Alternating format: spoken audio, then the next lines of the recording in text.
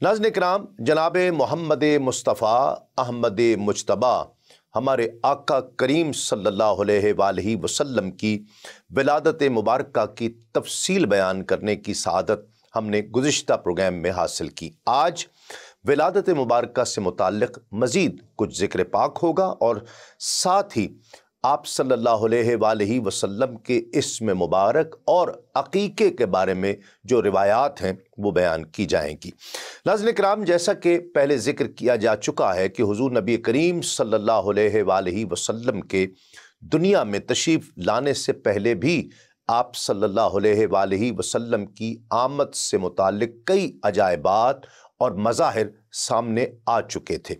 फिर शिकम मादर और बतन अतहर में जो तजल्लियात रूनुमा हुई वो दुनिया में और किसी को नसीब नहीं हुई। ये मामला सिर्फ ख़ास नबी करीम सल्लल्लाहु अलैहि वसल्लम का है। उन्हीं में से एक 3 अशख़ास की रुनुमाई का वाक़या यहाँ बयान करते चले। इमाम जलालुद्दीन सुयूती रहमतुल्लाहि ताला अलैह लिखते हैं कि हाफिज़ अबू ज़करिया याहिया बिन आइज़ हुज़ूर नबी करीम सल्लल्लाहु अलैहि वसल्लम की विलादत के सिलसिले में हज़रत इब्न अब्बास रज़ियल्लाहु ताला अन्हु की एक रिवायत नक़ल करते हैं कि जनाब आमिना हुज़ूर नबी करीम सल्लल्लाहु अलैहि वसल्लम की विलादत के सिलसिले में फरमाया करती थी कि उस वक्त मैंने बहुत से अजायबात देखे। मैं हैरान और मुताज्जिब ही थी कि 3 शख्स नमूदार हुए। मैंने गुमान किया कि इनके चेहरों के दरमियान आफ़ताब तुलू हो रहा है। एक के हाथ में चांदी का आफ़ताबा है, दूसरे के हाथ में मुश्क नाफा है और तीसरे के हाथ में सब्ज़ रंग का ज़ुमुर्द का तश्त जिसके 4 कोने थे और हर कोने पर सफ़ेद मोती जड़ा हुआ था। किसी कहने वाले ने कहा कि ये दुनिया है और नबी सल्लल्लाहु अलैहि वसल्लम इनकी मशरिक़ व मग़रिब और खुश्की और तरी है। तो ए अल्लाह के हबीब, इसके जिस किनारे को आप चाहें थाम लीजिए। हज़रत सैयदा आमिना फरमाती हैं कि मैंने रुख फेरा कि देखूं कि हुज़ूर नबी करीम सल्लल्लाहु अलैहि वसल्लम ने कौन सा कोना पकड़ा है। तो मैंने देखा कि आपने उसके वस्त में से उसे पकड़ लिया। उस वक्त किसी ने कहा, कसम है रब्बे काबा की, हुज़ूर नबी करीम सल्लल्लाहु अलैहि वसल्लम ने काबे को पकड़ा है। आगाह हो जाओ, बिलाशुबा अल्लाह रब्बुल इज़्ज़त मोहम्मद मुस्तफ़ा सल्लल्लाहु अलैहि वसल्लम के लिए काबतुल्लाह को क़िबला और बरकत वाला मस्कन बना चुका है। हज़रत सैयदा आमिना रज़ियल्लाहु ताला अन्हा फरमाती हैं कि मैंने तीसरे शख्स के हाथ को देखा, उस पर हरीर उसी तरह लिपटा हुआ था। फिर उसने उसे खोला तो उसमें से एक ऐसी मोहर निकली जिससे देखने वालों की आंखें खीरा हो जाएं। फिर वो मेरे पास आया और तश्त वाले शख्स को हरकत हुई और उसने हुज़ूर नबी करीम सल्लल्लाहु अलैहि वसल्लम को आफ़ताबे से 7 मरतबा गुस्ल दिया और फिर उनके दोनों शानों के दरमियान मोहर लगा दी और उसी हरीर में लपेटा जिसमें मुश्क असग़र का बर्तन था और बच्चे को उठाकर एक घड़ी अपने बाजू में ले लिया। हज़रत इब्न अब्बास रज़ियल्लाहु ताला अन्हु उन्होंने कहा कि ये शख्स रिज़वान यानी मुहाफ़िज़े जन्नत था और उन्होंने आपके कान में एक ऐसी बात कही जिसको हज़रत सैयदा आमिना फरमाती हैं कि मैं समझ नहीं सकी। ताहम इब्न अब्बास के मुताबिक उस फरिश्ते ने कहा कि ए मोहम्मद सल्लल्लाहु अलैहि वसल्लम, आपको बिशारत हो, तमाम नबियों के उलूम आपको अता किए गए। आप बएतबार इल्म उन सब से ज़्यादा और बलिहाज शुजाअत आप उन सब से ज़्यादा अमजमा है। आपके साथ नुसरत की कुंजियां हैं। बिलाशुबा आपकी शख्सियत को खौफ और रोब का लिबास पहनाया गया है। आने वाली नस्लों समेत जो भी आप सल्लल्लाहु अलैहि वसल्लम का जिक्र सुनेगा उसका कल्ब मुस्तरिब हो जाएगा और उसका दिल रोब ज़दा हो जाएगा, चाहे ए खलीफतुल्लाह उसने आपको देखा है या नहीं देखा। नाज़रीन किराम, मिलाद मुस्तफ़ा सल्लल्लाहु अलैहि वसल्लम पर शैतान की آہو فغاں کرنے کے باب میں تفسیر ابن مخلد میں ہے کہ جس کے حق میں ابن حزم نے کہا تھا کہ اس تفسیر کی مثل سرے سے تصنیف ہی نہیں کی گئی ہے، اس میں مذکور ہے کہ میلاد النبی صلی اللہ علیہ وآلہ وسلم کا سن کر بے شک ابلیس چلایا، اس نے اس طرح کے غم و اندوہ کے ساتھ زندگی میں 4 بار چیخ ماری تھی۔ پہلی مرتبہ جب اس پر لعنت کا طوق ڈالا گیا تو وہ چلایا تھا، دوسری مرتبہ جب اسے زمین پر اتارا گیا تو اس نے اسی طرح چیخ ماری تھی، اور پھر تیسرا جب رسول کریم صلی اللہ علیہ وآلہ وسلم کی ولادت مبارکہ ہوئی تو اس نے چیخ ماری، اور چوتھی مرتبہ جب آپ صلی اللہ علیہ وآلہ وسلم پر سورہ فاتحہ کو نازل کیا گیا تو بھی وہ اسی طرح چیخا۔ نبی کریم صلی اللہ علیہ وآلہ وسلم کے میلاد کے موقع پر اس کے آہ و فغاں کرنے کی طرف ہی صاحب الاصل نے اپنے اس قول سے اشارہ کیا کہ آپ کے میلاد کی وجہ سے ابلیس نے ایک چیخ ماری، اس کی ہلاکت ہو، بھلا اس موقع پر چلانا اسے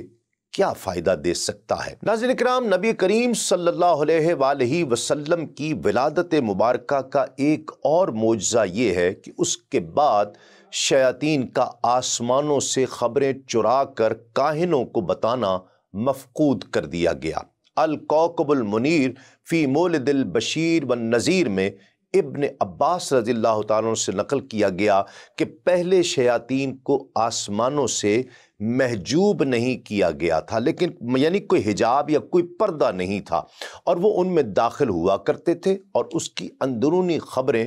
چرایا کرتے تھے، پھر جو کہ ان قریب زمین پر واقع ہو جایا کرتی تھی، اور وہ انہیں کاہنوں کو بتا دیا کرتے تھے۔ لیکن جب حضرت عیسیٰ علیہ السلام کی ولادت ہوئی تو انہیں 3 آسمانوں سے روک دیا گیا، اور ایک روایت یہ بھی ہے کہ 4 آسمانوں سے روک دیا گیا، اور جب رسول اللہ صلی اللہ علیہ وآلہ وسلم کی ولادت ہوئی تو انہیں سب آسمانوں سے روک دیا گیا، اور ان کی حفاظت شہاب ثاقب سے کی گئی۔ ان میں سے کوئی بھی جب چوری چھپے سننے کا ارادہ کرتا ہے تو اس پر شہاب ثاقب مارا جاتا ہے۔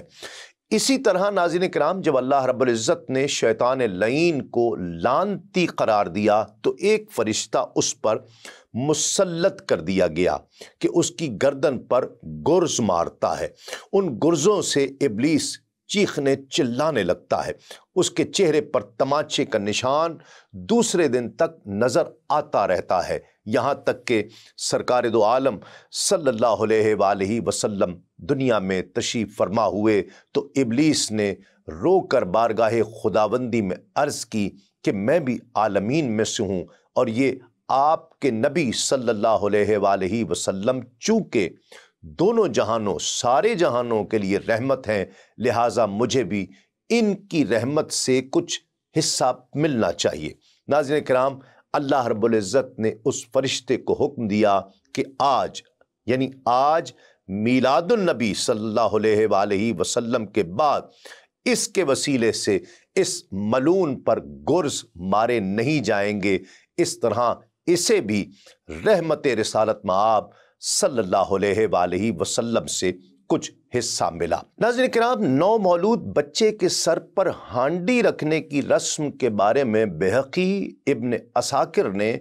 ابو الحکم تنوخی سے روایت کیا ہے کہ قریش میں یہ دستور تھا کہ ان کے یہاں جب کسی بھی بچے کی ولادت ہوتی تو اگلی صبح عورتیں نو مولود بچے کے سر پر ہانڈی رکھا کرتی۔ اسی دستور کے مطابق جب رسول اللہ صلی اللہ علیہ وآلہ وسلم کی ولادت مبارکہ ہوئی تو جناب عبد المطلب نے آپ کو عورتوں کے سپرد کر دیا کہ وہ رسم کے مطابق ہانڈی رکھیں۔ انہوں نے ہانڈی رکھی تو اس کے 2 ٹکڑے ہو گئے، اور انہوں نے حضور نبی کریم صلی اللہ علیہ وآلہ وسلم کو دیکھا کہ رخ اوپر کو ہے اور آسمان کی جانب نگاہیں ہیں۔ انہوں نے آ کر جناب عبد المطلب سے کہا کہ ہم نے پہلے کبھی کوئی ایسا بچہ نہیں دیکھا کہ جس کے ساتھ ایسی صورت واقع ہوئی ہو۔ تو اس موقع پر دادا جناب عبد المطلب نے جواب دیا تم لوگ یاد رکھو اور مجھے امید ہے کہ یہ بچہ خیر و فلاح کو پہنچے گا۔ ولادت مبارکہ کے حوالے سے سیدنا عبد المطلب کی کیفیت کے باب میں امام حلبی لکھتے ہیں کہ حضور نبی کریم صلی اللہ علیہ وآلہ وسلم کی پیدائش مبارکہ کے بعد آپ کی والدہ سیدہ آمنہ نے حضور نبی کریم صلی اللہ علیہ وآلہ وسلم کے دادا جناب عبد المطلب کو بلایا۔ جناب عبد المطلب اس رات کعبے کا طواف کر رہے تھے، لیکن پیغام ملنے پر واپس گھر آئے تو حضرت سیدہ آمنہ نے کہا کہ اے ابو الحارث، آپ کے یہاں بچہ پیدا ہوا ہے جو بہت عجیب ہے۔ جناب عبد المطلب اتنی بات سن کر گھبرا گئے اور کہنے لگے کیا وہ مکمل انسان نہیں ہے؟ سیدہ آمنہ نے جواب دیا ہاں مکمل انسان ہے، مگر وہ اس طرح پیدا ہوا کہ وہ سجدے کی حالت میں تھا۔ پھر اس نے اپنا سر اٹھایا اور انگلیاں آسمان کی طرف اٹھائیں۔ اس کے بعد سیدہ آمنہ نے بچے کو کپڑے سے نکال کر حضرت جناب عبد المطلب کے سپرد کر دیا، ان کی گود میں ڈال دیا۔ حضرت عبداللہ بن عباس رضی اللہ تعالی عنہما اپنے والد گرامی حضرت عباس بن عبد المطلب سے روایت کرتے ہیں کہ رسول اللہ صلی اللہ علیہ وآلہ وسلم کی جب ولادت مبارکہ ہوئی تو آپ ختنہ شدہ اور ناف بریدہ پیدا ہوئے۔ جناب عبد المطلب کو اس پر مسرت آمیز تعجب ہوا، یوں ان کے نزدیک اس بچے یعنی محمد الرسول اللہ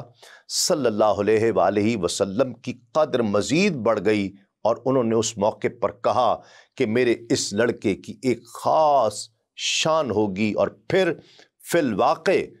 حضور نبی کریم صلی اللہ علیہ وآلہ وسلم کی خاص شان ہوئی۔ یزید بن عبداللہ بن زمعہ کی بہن کہتی ہیں کہ سیدہ آمنہ بنت وہب کے بطن مبارک سے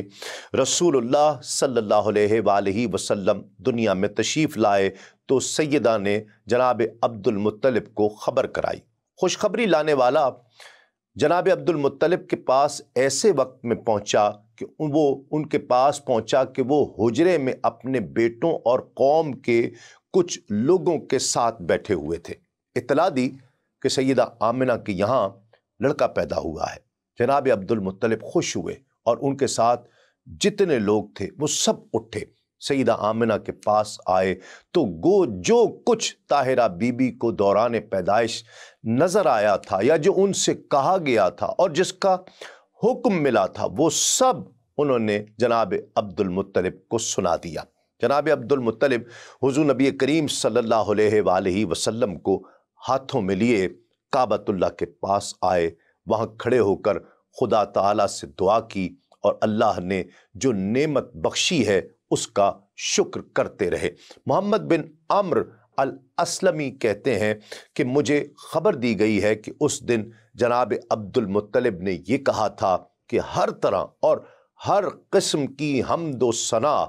اس رب تعالیٰ کے لیے ہے کہ جس نے مجھے یہ پاک دامن لڑکا عنایت فرمایا ہے۔ یہ وہ لڑکا ہے کہ گہوارے میں ہی تمام لڑکوں پر سردار ہو گیا ہے۔ اس کو اللہ رب العزت کی پناہ میں دیتا ہوں اور اس کے لیے خدا تعالیٰ سے پناہ مانگتا ہوں۔ میری خواہش ہے کہ اس کو ببینائے دریدہ دیکھوں۔ میں اس کی نسبت بغض رکھنے والوں کے شر سے پناہ مانگتا ہوں۔ میں اس حاسد سے پناہ مانگتا ہوں جو مضطرب العنان ہو، یعنی ایک روش پر اسے قرار ہی نہ آئے۔ ناظرین کرام، امام حلبی رحمۃ اللہ تعالی علیہ بحوالہ علامہ شامی رحمۃ اللہ علیہ تحریر کرتے ہیں کہ ایک روایت میں ہے کہ پیدائش کے بعد حضور نبی کریم صلی اللہ علیہ وآلہ وسلم نے اپنی مٹھی میں کچھ مٹی اٹھا لی اور پھر سجدے میں گر گئے۔ یہ بات بنو لہب کے ایک شخص کو معلوم ہوئی تو اس نے اپنے ساتھی سے کہا کہ اگر یہ فعل صحیح ہے تو یہ بچہ تمام روئے زمین پر غالب ہو جائے گا، اس لیے کہ اس نے مٹی کو یعنی زمین کو مٹھی میں لیا اور وہ اس کی مٹھی میں آ گئی۔ دین اسلام کے مختلف امور سے آگہی کے لیے ابھی سنو نیوز کا یوٹیوب چینل سبسکرائب کیجئے اور بیل آئیکن کا بٹن ضرور پریس کیجئے۔